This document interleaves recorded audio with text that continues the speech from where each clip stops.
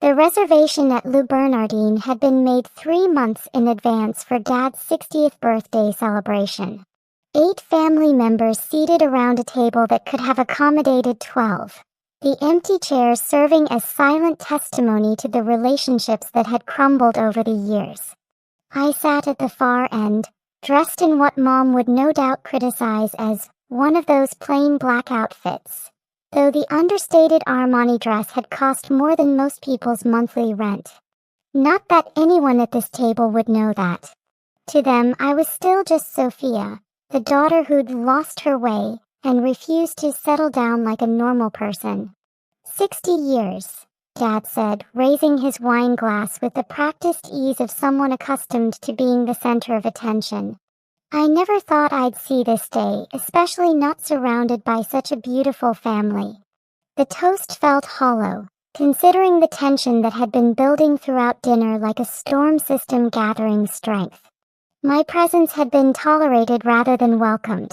Every attempt at conversation met with polite indifference or outright dismissal. To Richard Williams, Mom added, her voice carrying the authority of someone who'd spent 35 years as the perfect corporate wife. The most successful man I know and the father of 2 wonderful children. 2 children, not 3. The omission was deliberate and cutting. My older brother Derek raised his glass enthusiastically, basking in the implied praise. At 38, he was everything my parents had hoped for in a son Harvard MBA, senior partner at a prestigious law firm, married to the right kind of woman with the right kind of pedigree. His wife Jennifer smiled adoringly beside him, their 2 young children seated between them like perfect accessories to their perfect life. My younger sister Melissa, 27 and recently engaged to a hedge fund manager, completed the picture of family success. She was everything I wasn't: blonde where I was brunette, social where I was private, conventional where I was, well, whatever I was. And here's to family, Derek added, his voice carrying just enough edge to let me know the comment was directed at me. The people who stick together through thick and thin, who share the same values and priorities. I took a sip of my wine, a 2015 Bordeaux that retailed for $400 a bottle, though the restaurant had marked it up to $800. I'd noticed the price when Dad ordered it, wincing slightly at the cost. It was a tell that spoke volumes about the family's financial situation, though none of them realized I'd caught it. Speaking of family, Mom said, her voice taking on the pointed tone that always preceded an attack. We need to discuss something that's been weighing on your father and me. Here it comes, I thought, setting down my wine glass and preparing for whatever fresh humiliation they planned for Dad's birthday celebration. Sophia, Mom continued, turning her attention to me with the kind of cold focus usually reserved for particularly stubborn stains. We've been patient with your face for far too long. Pie face. This whole independent woman act. The refusal to get married, the mysterious job you won't talk about, the way you've isolated yourself from the family. I'm sitting right here. Physically, yes. But emotionally, spiritually, you've been absent for years. I looked around the table at the faces I'd grown up with, searching for any sign of support or understanding. Derek was studying his dessert like it contained the secrets of the universe. Jennifer was checking her phone. Melissa was reapplying lipstick. Even Dad seemed uncomfortable, though he wasn't intervening. I've been building a life, I said quietly. What kind of life? Mom demanded. You live alone in some apartment downtown. You work at a job you refuse to discuss. You don't date anyone we've met. That's not a life, Sophia. That's hiding. Maybe I'm hiding because every time I try to share something with this family, it gets dismissed or criticized. We've never criticized you unfairly. The denial was so breathtakingly untrue that I almost laughed. Really? Because last Christmas, when I mentioned my work was going well, Dad asked when I was going to get serious about my future and find a husband. That was practical advice. Dad interjected, speaking for the first time in several minutes. A woman needs security, Sophia. Financial stability. A partner to build a life with. I have financial stability. Do you? Because from what we can see, you're barely getting by. The assumption was so far from reality that I felt dizzy. I made more money in a month than Dad made in 3 years. But they'd constructed this narrative about my struggling finances based on my modest lifestyle and refused to consider any alternatives. How would you know what my financial situation is? We have eyes, sweetheart, Mom said with the patient condescension of someone explaining basic concepts to a slow child. You drive a 10-year-old car, you live in a studio apartment, you shop at regular stores instead of the places where successful people shop.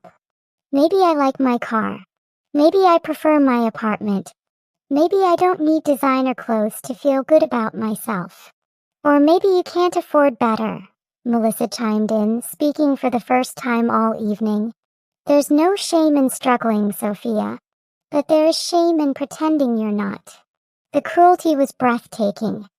Here was my own sister whom I'd helped pay for law school just 2 years ago, suggesting I was too poor to afford a decent lifestyle. I'm not struggling, I said firmly. Then why won't you tell us what you actually do for work? Derek asked. Every time someone asks, you change the subject or give vague answers about consulting. Because you wouldn't understand it. Try us, Mom challenged. We're not stupid despite what you apparently think. I considered my options. I could tell them the truth, that I was the founder and CEO of Meridian Global, a technology company worth $4.7 billion. That I employed over 8,000 people across 6 countries. That I'd been featured on the cover of Fortune magazine as one of the youngest female billionaires in history. But I'd learned over the years that sharing my successes with this family only led to new forms of criticism. When I tried to tell them about my first $1 million deal, Dad had lectured me about the dangers of risky investments. When I'd mentioned my company's rapid growth, Mom had worried about the stress I was putting myself under. When I'd been honored by the Chamber of Commerce, they'd suggested I was showing off. I develop software solutions for large corporations, I said, which was technically true if dramatically understated. Software, Mom repeated with the same tone she might use to say, garbage collection. And that pays enough to support yourself? It pays enough. But not enough to buy a proper car or a decent apartment. My car and apartment are fine. They're not fine, Sophia, Dad said, his voice taking on the authoritative tone he'd perfected during 30 years of corporate management. They're the choices of someone who's given up, someone who's settled for mediocrity, or someone who has different priorities than you do. What priorities? Mom demanded. Because from where we're sitting, it looks like your only priority is avoiding responsibility. Responsibility for what? For growing up. For becoming the woman we raised you to be. For finding a husband and starting a family like normal people do. The conversation was spiraling into familiar territory. The same arguments we'd been having for years. The same disappointments and recriminations that defined every family gathering. What if I don't want a normal life? I asked. Everyone wants a normal life, Jennifer said, speaking up for the first time. Marriage, children, security, community. Those are basic human needs. Maybe they're not my needs. Then what are your needs? Mom asked. Because honestly, we can't figure out what you want from life. I want to be respected for who I am, not criticized for who I'm not. Respect is earned, sweetheart, Dad said. And earning respect requires making choices that others can understand and admire. Like Derek's choices? Exactly like Derek's choices. He built a successful career, married a wonderful woman, had beautiful children. He's contributing something meaningful to the world. And I'm not. Are you? The question hung in the air like a challenge. I thought about the educational software my company had developed that was now used in schools across 43 countries. I thought about the medical diagnostic tools that had helped doctors save thousands of lives. I thought about the renewable energy platforms that were reducing carbon emissions around the globe. But I also thought about every time I tried to share these accomplishments with my family, only to have them dismissed, minimized, or ignored. You know what? Mom said suddenly, her voice taking on a finality that made my stomach clench. I think we've been enabling this behavior long enough. What behavior? This refusal to grow up, to take responsibility, to become a productive member of society. I am a productive member of society. Are you? Because productive members of society don't hide their lives from their families. They don't make mysterious references to work they won't explain. They don't choose isolation over connection. The attack was gaining momentum now, and I could see the agreement in the faces around the table. Even Dad, who'd always been the gentler parent, was nodding along. I think it's time for some tough love, Mom continued. Time to stop pretending that your choices are acceptable just because they're yours. What are you saying? I'm saying that until you decide to rejoin the real world, to make decisions that show you value family and stability and normal human connections, we're done enabling your delusions. Why delusions? Your delusion that you can live however you want without consequences. Your delusion that family doesn't matter. Your delusion that success means something other than building a life that others can respect and admire. The restaurant around us was full of other families celebrating milestones, other groups of people who presumably loved and supported each other. At the table next to us, a young couple was toasting their engagement. Behind us, 3 generations of a family were laughing together over shared stories. And here we were, having what felt like a public execution disguised as a birthday dinner. So what exactly are you proposing? I asked, though I was afraid I already knew. We're proposing that you take some time to think about what really matters in life, Derek said, apparently having been elected as the family spokesperson. And until you figure that out, we think it's best if you don't attend family gatherings. You're uninviting me from family events? We're giving you space to grow up, Mom said. Sometimes people need to experience natural consequences before they make better choices. And if I don't make the choices you want? Mom's face hardened into an expression I'd never seen before, cold, final, and completely without warmth. Then you're dead to us, she said with devastating calm. We'll proceed as if we have 2 children instead of 3. The words hit me like a physical blow. I'd endured years of criticism, disappointment, and passive-aggressive commentary, but this was the first time they'd explicitly threatened to disown me. You're serious, I said, though it wasn't really a question. Completely serious, Dad confirmed. We love you, Sophia, but we won't continue to enable behavior that's destructive to you and painful for us. Destructive to me? Yes. You're 34 years old, unmarried, apparently barely employed, living in isolation. That's not healthy. And painful for us, Mom added, because we have to watch you waste the potential we worked so hard to develop. I looked around the table one more time, seeing my family clearly for perhaps the first time in years. They weren't concerned about my happiness or well-being. They were embarrassed by my failure to conform to their expectations. So this is it? I asked. Shape up or ship out? This is us loving you enough to set boundaries, Jennifer said, apparently feeling qualified to comment on family dynamics she'd been part of for less than 10 years. Boundaries, I repeated. Healthy boundaries, Melissa agreed. You can't just do whatever you want and expect everyone else to pretend it's normal. The irony was overwhelming. Here I was being lectured about normal behavior by a family that was disowning their daughter at a public restaurant on her father's birthday. I understand, I said quietly, reaching for my purse. You've made your position very clear. Where are you going? Mom asked. Home. I think I've heard enough. Sophia, wait, Dad said, though he made no move to get up. We don't want this to end badly. How did you want it to end? With you understanding that we're doing this because we care about you. No, you're doing this because you're ashamed of me. There's a difference. I stood up from the table, aware that other diners were beginning to notice the drama unfolding at our corner table. A family implosion at Le Bernardin would provide excellent gossip for the social circles my parents inhabited. Sophia, Mom said as I prepared to leave, I want you to think very carefully about your next move. Because once you walk out that door, things will be different between us. They already are different, I replied. You just made that clear. We're giving you a choice. Come back to the family as a responsible adult, or don't come back at all.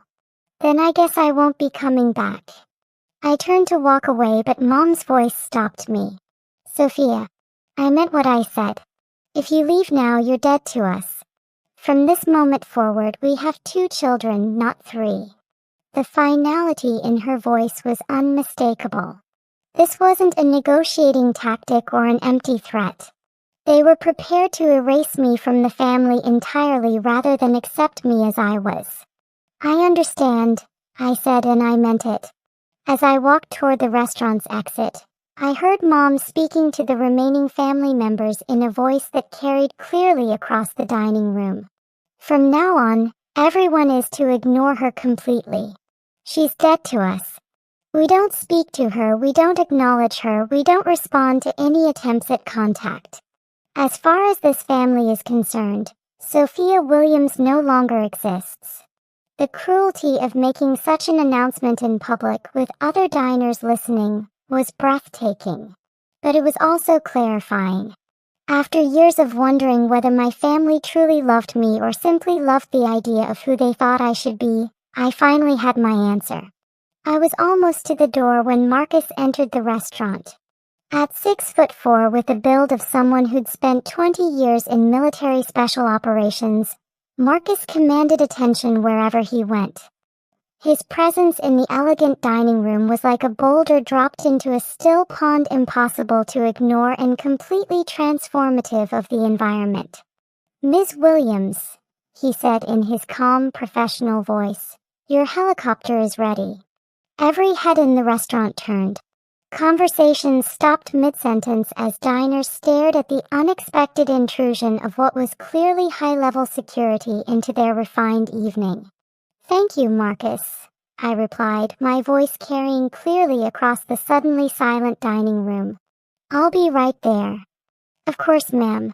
We're cleared for immediate departure to the helipad. Your pilot confirms weather conditions are optimal for the flight to the Hamptons. Behind me, I could hear the sharp intake of breath from my family's table. The Hamptons. A helicopter. A bodyguard who spoke with the crisp efficiency of someone accustomed to protecting very important people. Ms. Williams, said James, the sommelier who'd been serving our table, approaching with obvious excitement. I don't mean to intrude, but aren't you the billionaire from the news? The one who just donated $50 million to the Children's Hospital. The question rang out across the restaurant like a bell, and I could feel the atmosphere change as recognition dawned on faces throughout the dining room. I prefer to keep my charitable activities private, I said diplomatically. Of course, James said, practically vibrating with excitement. It's just that we're so honored to have you dining with us. The entire staff has been talking about the hospital donation. My nephew was treated there last year, and knowing that facility will be expanded because of your generosity. I'm glad I could help, I said simply. From my family's table, I heard what sounded like a wine glass hitting the floor. Marcus, I said, turning back to my bodyguard, has the car arrived for my guests? Yes, ma'am. The Bentley is waiting outside for Mrs. Patterson and her children. Mrs. Patterson. That would be Margaret Patterson, the recently widowed mother of 3 whose husband had died in a car accident 6 months ago. I'd been quietly paying for her children's private school tuition and her mortgage while she got back on her feet. And the college fund transfers? Completed this afternoon, ma'am. All 5 scholarships have been fully funded. 5 full college scholarships. Another $2.3 million in anonymous donations that would change 5 families' lives forever. The restaurant had gone completely silent now. Even the kitchen seemed to have stopped working as word spread that they were serving someone who casually discussed million-dollar charitable donations like other people discussed dinner plans. "Excuse me," said a voice behind me. I turned to see a woman in an elegant cocktail dress approaching hesitantly. "I'm Sarah Davidson from the Times. Could I possibly ask you about the renewable energy initiative you announced last week?" The Renewable Energy Initiative.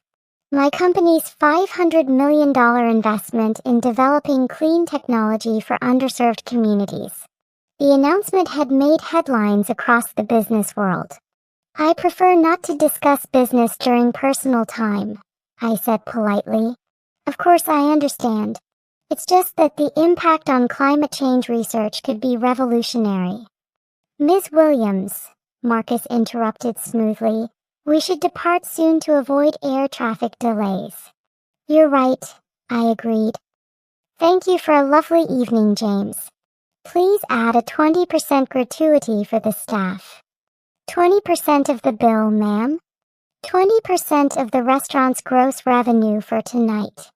Distribute it among all the employees. The number I just casually mentioned was easily $50,000 or more. James looked like he might faint. As Marcus and I walked toward the exit, I could hear the explosion of conversation behind us. 30 seconds ago, I'd been Sophia Williams, the family disappointment who couldn't afford a decent car. Now I was Sophia Williams, billionaire philanthropist who traveled by helicopter and made donations larger than most people's annual salaries. "Ma'am," Marcus said quietly as we reached the door, "your family appears to be in some distress." I glanced back at their table. Derek was on his phone, frantically typing. Jennifer was staring at me with her mouth open. Melissa looked like she'd seen a ghost. Mom and Dad were frozen in their chairs, apparently unable to process what they just witnessed. "They'll be fine," I said. "They've just learned something new about someone they thought they knew." "Should I expect contact attempts?" "Almost certainly. But let's give them some time to process before we deal with that." As we stepped outside into the cool evening air, I could see the helicopter waiting on the nearby rooftop helipad, its rotors already spinning. The sight never got old, the symbol of a freedom I'd worked decades to achieve. "Where to tonight, Ms. Williams?" Marcus asked as we approached the Bentley that would take us to the helipad. "Home," I said. "And Marcus, turn off my phone for the weekend. I have a feeling I'm going to be getting a lot of calls." The helicopter ride to my estate in the Hamptons took 18 minutes. From the air, I could see the lights of the massive property I'd purchased 3 years ago, 47 acres of oceanfront land with a main house, guest houses, stables, and private beach. It was the kind of estate that appeared in architectural magazines and celebrity gossip columns. The kind of place where world leaders held summits and tech billionaires hosted charity galas. It was also the kind of place that my family had never seen because they'd never bothered to ask where I lived or what my life actually looked like. As the helicopter settled onto the private landing pad, I thought about Mom's final words at the restaurant. "She's dead to us." The irony was extraordinary. They just disowned one of the most successful entrepreneurs of my generation because she didn't fit their narrow definition of acceptable life choices. My phone buzzed insistently in my purse. 17 missed calls and 43 text messages in the 20 minutes since I'd left the restaurant. Word traveled fast in New York's elite circles, and apparently half the city now knew that the Williams family had publicly disowned a billionaire at dinner. I ignored the messages and walked into my house, where my assistant had left the weekend briefing materials on my desk. 3 board meetings next week, a charity gala in Los Angeles, a speech at Harvard Business School, and a dinner with 2 heads of state who were visiting New York for the United Nations Assembly. This was my life. Not the struggling, isolated existence my family had imagined, but a whirlwind of success, influence, and impact that would have been impossible to explain to people who'd already decided what my story was. The next morning brought consequences. By 8 a.m., my assistant had fielded 47 calls from various Williams family members. By 10 a.m., there were reporters staked outside the family's Connecticut home, asking for comments about their relationship with tech billionaire Sophia Williams. By noon, Derek had driven to my estate personally. "Jesus Christ, Sophia," he said when Marcus escorted him into my study. "What the hell was last night?" "A family dinner," I replied without looking up from the business plan I was reviewing. "Or it was until you all decided I was dead to you. We didn't know." "Didn't know what?" "That you were this." He gestured around my study, which was filled with awards, framed magazine covers, and photos of me meeting with world leaders. "That you were actually successful. You never asked. You never told us." "I tried to. Every family gathering for the past 10 years, I tried to share pieces of my life with you. But you'd already decided what my story was, and nothing I said seemed to change that narrative." Derek sat down across from my desk, looking older than his 38 years. "The reporters want to know if it's true that our parents disowned you at dinner last night." "What did you tell them?" "Nothing. But Sophia, this is a disaster. Dad's employer is asking questions. Mom's charity boards are calling. Everyone wants to know how the Williams family could have a billionaire daughter they knew nothing about. Maybe they should have asked better questions. This isn't a joke. Our reputation is destroyed." "Your reputation," I corrected. "As of last night, I'm dead to you, remember? Your problems are no longer my problems." Derek was quiet for a long moment, staring at a photo on my desk of me shaking hands with the president. "How long?" he asked finally. "How long what? How long have you been this successful?" "I hit my first billion at 31. I've been building toward this for 15 years. And you never told us." "Derek, 3 years ago at your wedding, I tried to explain that my company was doing well.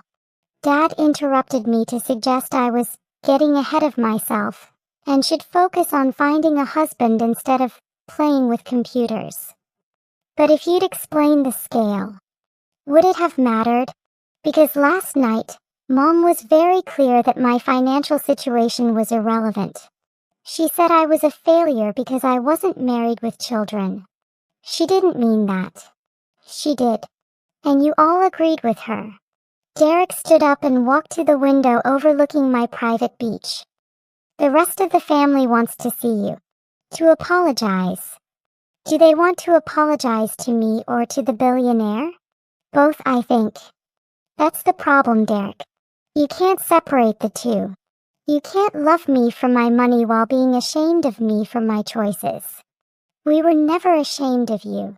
"Really? Because last night Mom told a restaurant full of people that I was dead to your family. She was angry. She was honest. For the first time in years, she was completely honest about how this family sees me." Derek turned away from the window. "What do you want from us, Sophia?" "I want you to see me. Really see me. Not the daughter you wished I was, not the sister you thought I should be, but the woman I actually am. We're seeing you now. Are you? Or are you just seeing the money?"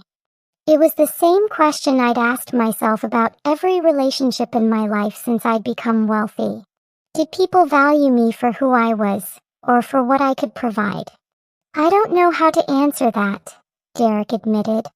"Then maybe you should figure it out before we have another family dinner." After Derek left, I spent the rest of the weekend reviewing the messages that had accumulated. 17 voicemails from Mom, ranging from angry to desperate to pleading.